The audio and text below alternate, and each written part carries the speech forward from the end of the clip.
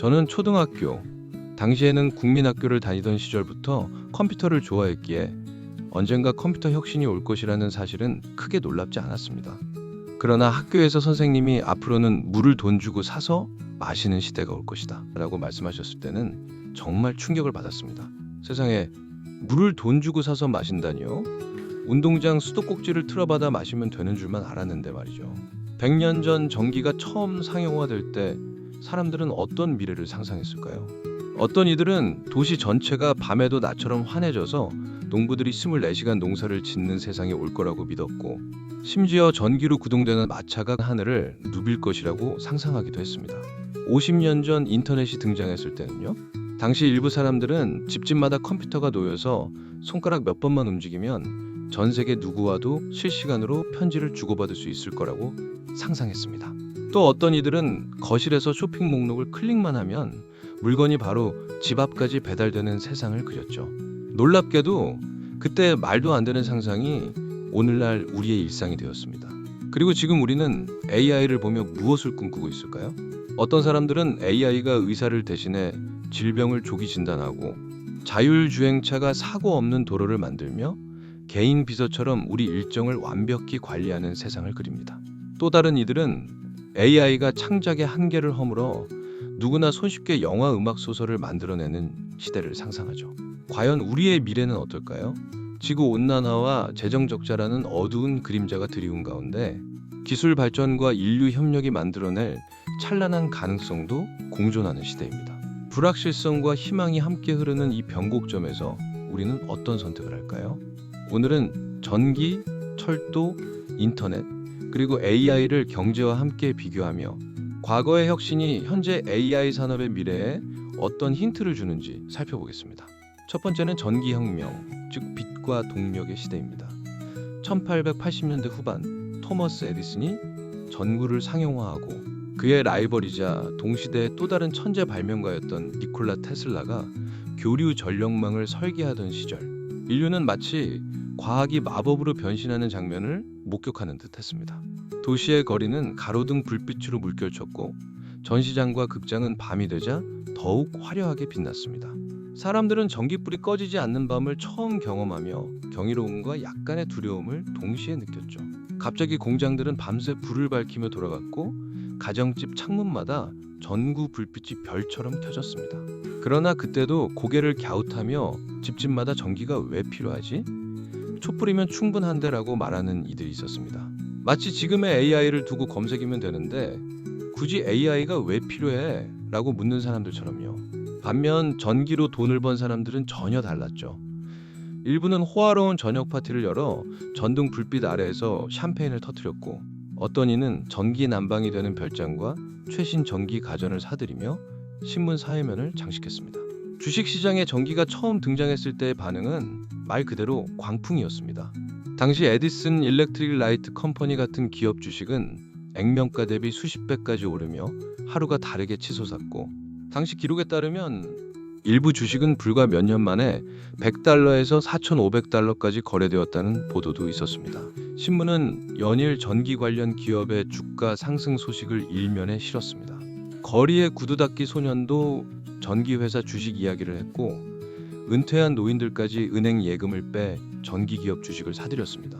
어떤 투자자는 전기 가로등이 설치된 거리를 한 바퀴 돌며 이 불빛이 곧 금빛이다 라고 외쳤다는 일화도 전해집니다.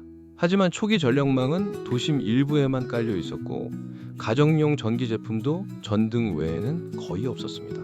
전기요금은 서민이 매일 쓰기에는 여전히 부담스러웠고 안전 규격이나 표준화도 제각각이어서 확산 속도가 느렸습니다. 이런 현실과 투자자들의 과도한 기대 사이의 간극이 결국 주가를 끌어내렸습니다. 일부 종목은 급락했고 하루아침에 수년치 수익이 사라졌습니다. 마진콜로 인해 보유 주식을 강제로 팔아야 했던 투자자들이 줄을 이었고 몇몇은 평생 모은 재산을 잃은 채 거래소 바닥을 떠났습니다. 다만 전기산업 당시 주식시장이 붕괴한 이유는 기술 그 자체가 망해서가 아니라 인프라 확산 속도가 기대를 따라가지 못해 투자자 심리가 무너졌고 과도한 레버리지와 투기적 거품이 한꺼번에 터졌기 때문입니다. 이 점은 현재 AI 산업과도 닮아 있습니다. AI 역시 초기에는 데이터 센터와 클라우드 인프라, 알고리즘 최적화 같은 기반이 충분히 깔리지 않아 기대만큼 빠른 확산이 어렵고, 과도한 기대와 현실 사이의 간극이 투자 심리에 영향을 미칠 수 있었습니다. 실제로 2022년 말에는 생성형 AI 열풍 직후 급등했던 C3 AI와 같은 AI 관련 기업의 주가가 매출 성장 속도가 기대에 미치지 못하고 단기 차익 실현 매물이 쏟아지면서 불과 석 달 만에 약 50% 하락한 사례가 있었습니다. 오늘의 첫 번째 교훈입니다. AI 확산 속도가 투자자의 기대를 충족하지 못한다면 전기 산업 초기처럼 주식시장은 크게 흔들릴 수 있습니다. 결국 시장의 거품은 기대와 현실의 간극에서 터진다는 점을 기억해야 합니다.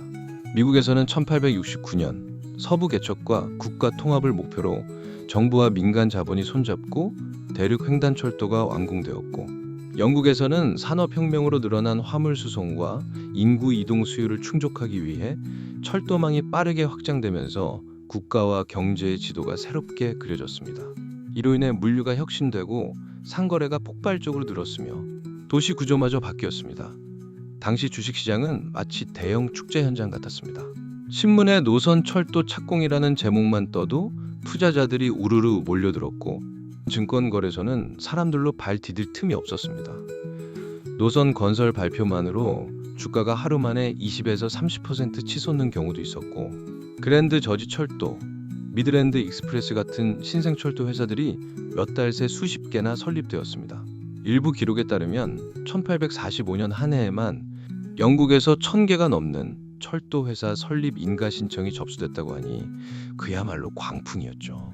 그러나 수익성을 충분히 검토하지 않은 무리한 노선 건설이 많았고, 기술 노동력 자재 공급이 수요를 따라가지 못했습니다. 결국 1840년대 영국에서는 철도 주식 거품이 꺼졌습니다. 사실 그 징조는 몇 년 전부터 보였습니다. 일부 노선이 자금난으로 공사가 중단되고 수익성 없는 지방 노선이 매물로 나오는 등 시장의 경고등이 켜졌지만 흥분한 투자자들은 이를 무시했습니다. 반면 냉정하게 사업성과 재무 상태를 분석한 소수의 투자자들은 철도 광풍에서 발을 빼고 현금을 지켰죠. 이들은 이후 주가 폭락이 시작되자 헐값의 우량 노선을 인수하며 오히려 큰 수익을 거두었습니다. 여기에 두 번째 교훈이 있습니다. 철도 광풍 시절 수익성 검토도 없이 노선을 무리하게 늘리다 보니 완공 지연과 비용 폭증이 이어졌고, 그 결과 투자 심리가 순식간에 얼어붙었습니다. 이는 단기 성과에만 매달리면 장기 산업 성장을 스스로 갉아먹을 수 있다는 사실을 잘 보여줍니다. AI 산업도 마찬가지로 기업이 단기 실적과 주가 방어에만 몰두해 핵심 기술 완성도와 안정성을 희생하는 순간 철도 광풍 당시처럼 시장 불신과 위기에 직면할 수 있습니다. 요즘은 일론 머스크, 마크 주커버그, 샘 알트먼 등 리더들의 화려한 발표와 비전 제시 속도에 비해 실제 기술 성과가 따라가지 못하는 듯한 인상을 주기도 합니다. 이럴 때일수록 우리가 집중해야 할 것은 재무제표입니다. 과거의 수치와 완벽히 일치해야 한다는 뜻은 아닙니다. 중요한 것은 흐름과 방향이며 그 기업이 더 나은 미래를 향해 나아가고 있는지입니다. 1990년대 넷스케이프는 최초의 대중용 웹 브라우저를 선보이며 사실상 인터넷 대중화의 불씨를 지폈습니다.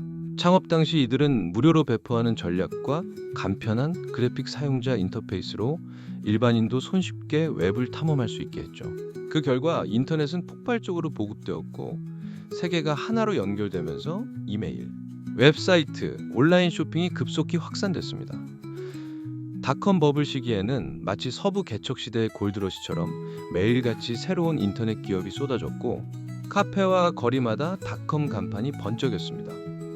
투자자들은 하루가 멀다 하고 새로운 주식 계좌를 열었으며, 일부 기업 주식은 불과 몇 달 만에 수십 배 치솟아 평범한 직장인이 갑자기 억만장자가 되는 기적 같은 이야기가 신문 일면을 장식하곤 했습니다.